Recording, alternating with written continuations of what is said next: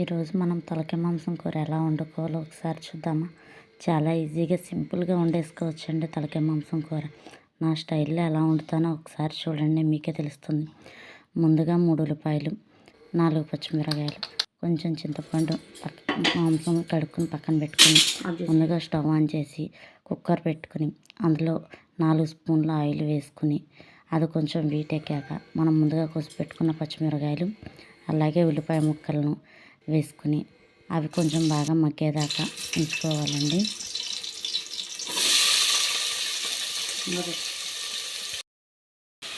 చింతపండుని శుభ్రంగా కడుక్కొని ఉల్లిపాయ పచ్చిమిరపకాయ మగ్గుతూ ఉండగానే మనం 1 స్పూన్ ఉప్పుని, ఉల్లిపాయ మగ్గడానికి 1 స్పూన్ ఉప్పును, 1/2 స్పూన్ పసుపును వేసుకుని బాగా మగ్గనివ్వాలండి.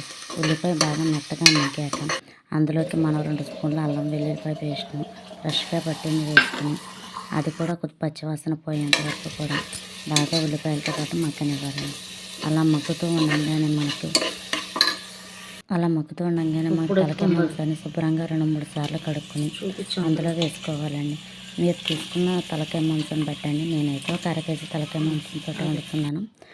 అందులోకి ముందు ఉల్లిపాయ ముక్కతో వేసాం కదండి. ఇప్పుడు ముక్కలు కట్టడానికి 2 స్పూన్లు ఉప్పు వేసుకొని అది అటు ఇటు కలుపుతూ ఉంచాలండి. అటు ఇటు కలుపుతూ ఉంటే ముక్కకు ఉప్పు బాగా పడుతుంది.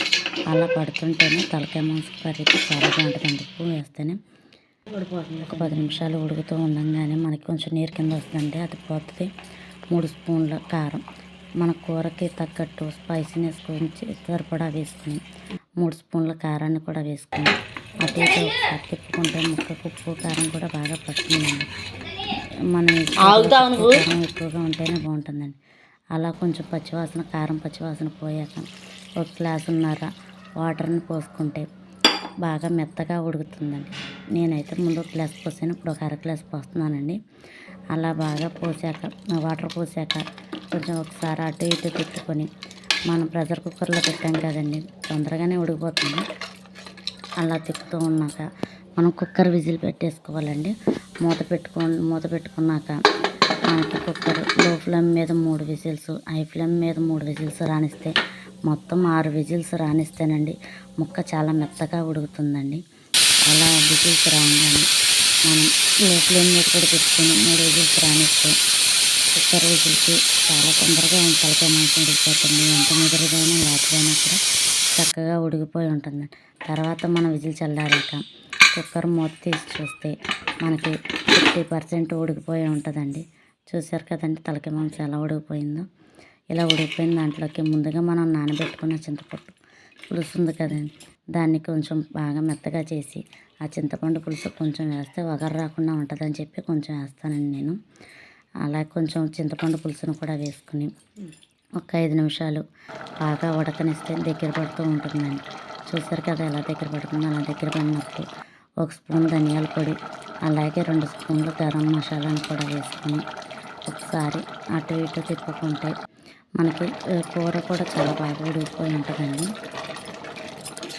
అటు ఇటు ఒకసారి తిప్పుకున్న తర్వాత మనకి కొంచెం చూసారు కదండి, కొంచెం దగ్గర పడింది కదా. బాగా దగ్గర పడితే బాగానే ఉంటుందండి. కొంచెం జ్యూసీగా తింటేనే జలుబు చేసినప్పుడు కూడా చాలా బాగుంటుంది కర్రీ. నేను చూసారు కదా దగ్గర పడింది కదా. నాకైతే ఈ స్టేజ్లో ఉండగానే దించేయాలని చెప్పి మనం ఫైనల్గా కొత్తిమీర వేసుకొని స్టవ్ ఆఫ్ చేసేసుకుంటే మనకి తలకాయ మాంసం కర్రీ రెడీ అయిపోయినట్టేనండి. ఒకసారి చూడండి మీరు కూడా ఎలా ఉందో చూసారా. తలకాయ మాంసం చాలా మెత్తగా కూడా ఉడికిపోయిందో చూసారా. చాలా బాగుంటుంది. ఒకసారి ట్రై చేసి చూడండి.